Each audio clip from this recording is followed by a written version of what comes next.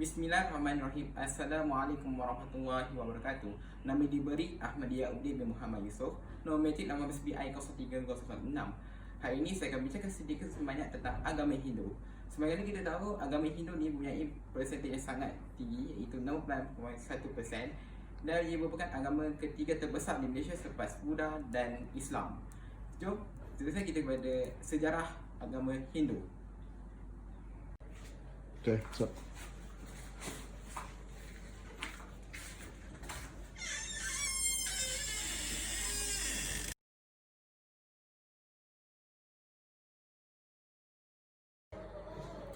Agama Hindu ni berasal daripada India, iaitu dia mempunyai dua sungai, nama sungai berbeza, iaitu Sungai Sindhu ataupun Sungai Indus. Okey, agama Hindu ni merupakan agama evolusi daripada adat istiadat dan perpunyaan masyarakat di lembah Indus. Dan dia merupakan hasil pertemuan daripada dua bangsa, iaitu bangsa Dravida dan bangsa Arya.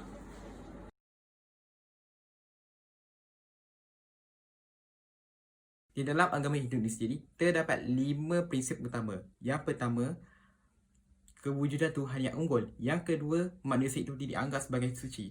Yang ketiga, perpaduan melalui percintaan. Yang keempat, keharmonian beragama. Yang kelima, pengetahuan tentang perkara yang suci seperti kitab dan mantra.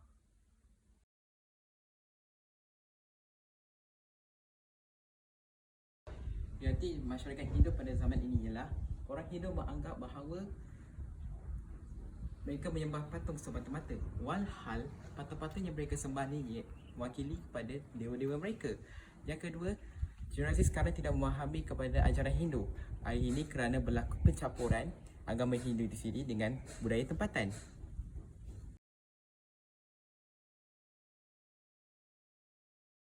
Secara kesimpulannya, pembelajaran mengenai agama Hindu ini dapat mengeratkan perpaduan di antara masyarakat kita. Hal ini kerana masyarakat kita akan lebih memahami dan menghormati tentang kepelbagaian agama di negara ini. Seterusnya saya akan memberikan kepada wartawan lain untuk mengupaskan tentang agama Kristian. Okay, Assalamualaikum warahmatullahi taala wabarakatuh. Jadi hari ini kita akan bercerita tentang salah satu agama yang ada di Malaysia ni. Jadi nak tahu apa dia? Nak tahu agama tu sendiri? Jadi jom kita ikut ekspedisi ni ke rumah ibadah yang ada di Malaysia.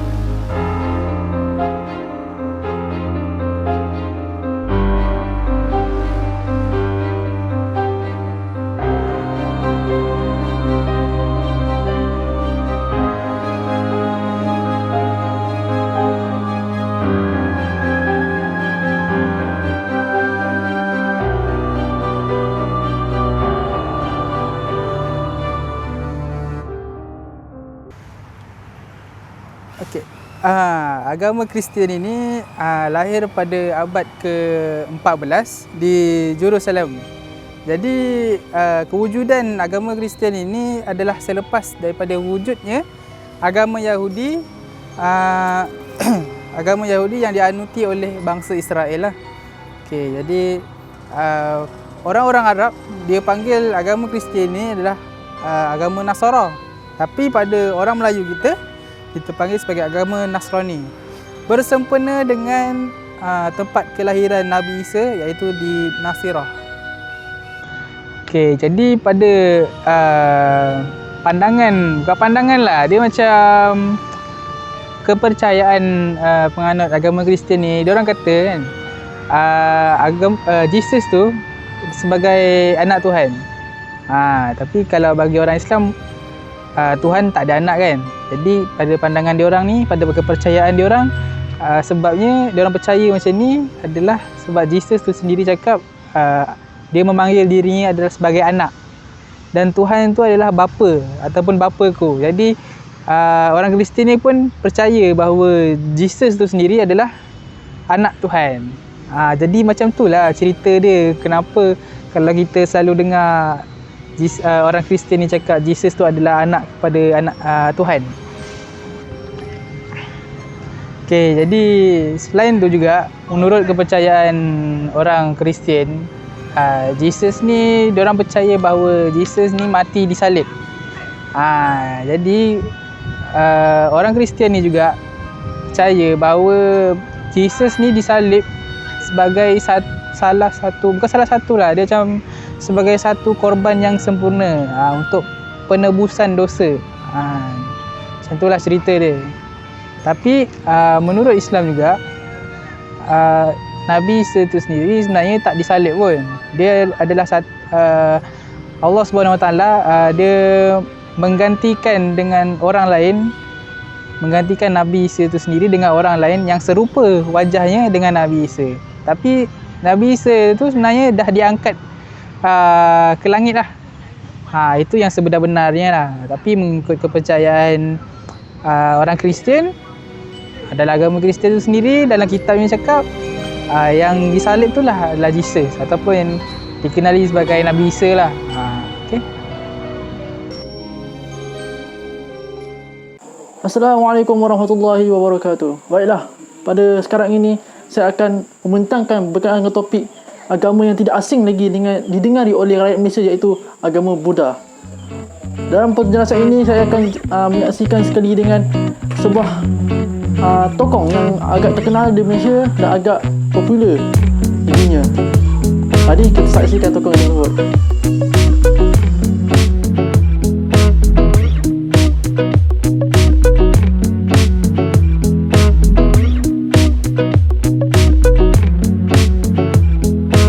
Baiklah, sekarang kita sudah sampai di tokoh yang pertama yang kita akan bincangkan sedikit tentang ilmu agama Buddha ini, iaitu di Tongkok Lama China di Johor Bahru, ataupun dikenal sebagai The Old Chinese Temple di Johor Bahru. Tempat ini merupakan temple yang bangunan yang tertua di Johor Bahru. Ia didirikan pada abad yang ke-18 tahun 1870 Masihi. Temple ini didirikan atas sebab untuk mengumpulkan kesemua kumpulan etnik Cina ke temple ini. Maka kita kata temple ini tempat yang terkenal lah. Di seluruh dunia akan turun di temple ini untuk menunaikan ibadah mereka. Okey, sekarang mari kita jalan teruskan perjalanan kita di dalam temple ini. Agama Buddha muncul di India pada abad ke-6 sebelum Masihi. Pada abad ke-3 sebelum Masihi, ia mula disebarkan ke negara-negara Asia seperti China, Jepun, Korea dan Indochina. Sedangkan di India, pengaruhnya mula terhakis oleh agama Hindu sebelum Islam menguasai India. Seperti agama Jaina, agama Buddha adalah gerakan pembaharuan atau reformasi menentang ajaran tertentu dalam Hindu. Antara ajaran yang tidak dipersetujui oleh penganut Buddha adalah sistem kasta, kuasa dan pengaruh Brahmin serta konsep ketuhanan. Kita sudah berada di dalam Tokong Lama Cina. Itu tokong ini betul-betul berada di pusat bandar di Johor Bahru. Dan ini adalah tanda tangan ataupun nama-nama kenangan-kenangan yang ditulis setiap orang yang datang sini, kerana tokoh ini adalah tokoh sejarah yang terkenal dan sangat hebat. Jadi tokoh ini kononnya diceritakan bahawa telah didirikan oleh seorang kancu yang bernama Tan Yok Nge. Tokoh ini didirikan oleh dia pada abad yang ke-18 dahulu. Siddhartha Gautama Buddha adalah pengasas kepada ajaran agama Buddha. Siddhartha Gautama Buddha keluar mengembara bagi mencari jawapan kepada kesengsaraan dalam hidup. Beliau memutuskan untuk bertapa dan dalam masa yang sama menjaga keperluan diri dalam keadaan yang sederhana. Beliau bertapa di bawah pokok Bodhi selama 49 hari dan kononnya beliau menerima cahaya kebenaran. Diringkaskan, Siddhartha Gautama Buddha kemudian pergi ke bandar Benares dan mencari rakan pertapaan yang telah membuangnya. Mereka telah mendengar sarahan pertama Buddha, menekankan bahawa keterlaluan dalam menuruti nafsu dan keterlaluan dalam menahannya bukan jalan hidup. Yang terbaik ialah pertengahan. Rakan pertapaannya mula menerima ajaran tersebut dan 5 orang ini telah membentuk Sangha Sami yang pertama. Kini bermulanya ajaran yang dipanggil agama Buddha.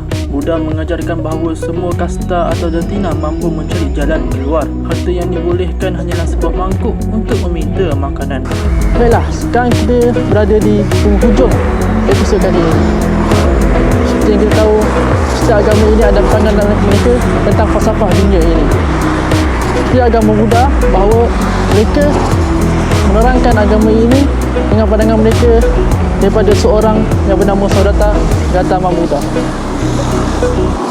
Secara keseluruhannya, setiap agama ini mempunyai kelompok-kelompok dan mazhab-mazhab mereka tersendiri, seperti agama Islam yang mempunyai mazhab Syafi'i, Hanafi, Hambali. Sama juga dengan agama Buddha yang mempunyai dua mazhab utama, iaitu Mahayana dan Theravada. Jadi sekadar itu saja daripada saya. Mohon maaf ikhwan berosli. Sekian, terima kasih.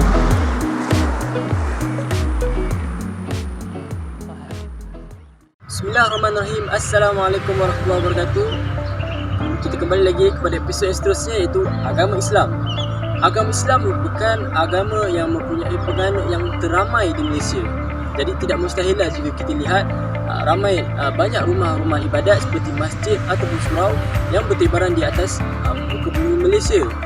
Macam di belakang saya ini ialah Masjid Sultan Abu Bakar. Jom kita tengok.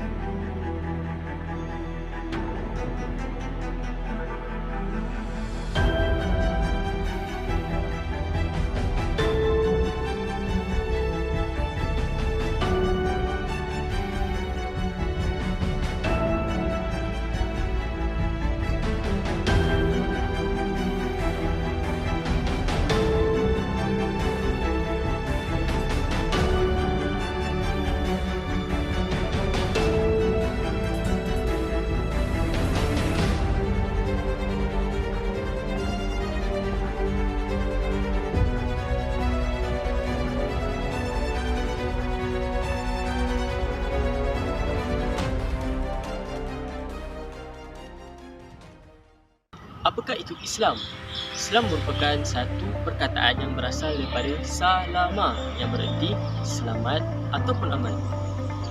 Perkara ini menunjukkan bahawa agama Islam merupakan agama yang harmoni, agama yang syumul, yang sesuai dianuti oleh semua penganut dan semua manusia di atas muka bumi ini. Agama ini juga dibawa oleh baginda Nabi SAW yang menitik beratkan soal menjaga hubungan sesama manusia dan juga menjaga hubungan dengan Tuhan. Di dalam Islam, semua manusia adalah sama, tidak kira sama ada raja, menteri maupun ketua, semua manusia adalah sama darjatnya di sisi Allah SWT dan di sisi agama Islam, melainkan takwa. Takwa merupakan satu perkara keimanan yang dipercayai oleh umat Islam, dan kerana takwa lah yang membezakan antara kehinaan ataupun kemuliaan seseorang manusia tersebut. Okey, jadi seperti di belakang saya ini ialah Masjid Sultan Abu Bakar yang telah didirikan pada tahun 1890. Masjid Sultan Abu Bakar ini merupakan lambang kepada Islam di negeri Johor ini sendiri. Mesti ramai yang tertanya-tanya, apakah fungsi sebenar masjid ataupun surau bagi umat Islam? Fungsi masjid dan surau bagi agama Islam ialah sebagai tempat perpaduan bagi umat Islam dan juga tempat untuk menuntut ilmu agama-agama Islam.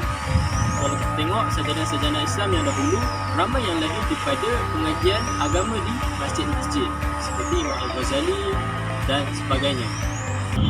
Walau bagaimanapun, masjid yang merupakan satu tempat yang eksklusif bagi umat Islam turut memberi peluang kepada orang yang bukan Islam untuk mengambil peluang mengenali Islam melalui masjid itu sendiri. Walaupun di negara kita iaitu Malaysia mempunyai rakyat yang berbilang agama dan kaum, tetapi umat Islam tetap menjaga keharmonian di antara agama dan kaum dengan menjalankan berbagai-bagai aktiviti supaya hubungan antara agama dapat dieratkan. Selain itu, banyak juga aktiviti yang dapat dilaksanakan sesama agama, seperti agama Islam dengan agama yang lain, iaitu seperti aktiviti gotong royong, aktiviti makan-makan dan aktiviti bersukan, yang mana aktiviti itu tidak melanggar ataupun tidak mencela mana-mana agama, kerana kita di Malaysia merupakan rakyat yang majmuk, iaitu rakyat yang berbilang kaum dan agama. Oleh sebab itu, aktiviti-aktiviti yang kita lakukan dapat menambah lagi hubungan ataupun dapat mengeratkan lagi hubungan sesama kaum. Selain itu, perbezaan agama bukanlah penghalang untuk kita melakukan aktiviti secara bersama-sama. Kesimpulan bagi episod kali ini ialah kita sebagai umat Islam perlulah bersama-sama berganding bahu untuk menjaga keharmonian di antara agama, dan kita sebagai rakyat Malaysia bertanggungjawab untuk mendidik anak-anak kita, keluarga kita supaya negara Malaysia aman, damai dan seluruh rakyat Malaysia dapat mengamalkan agama masing-masing dengan aman. Sekian, itu sahaja daripada saya, Muhammad Firdaus bin Ahmad. Kita jumpa di lain waktu. Assalamualaikum warahmatullahi wabarakatuh.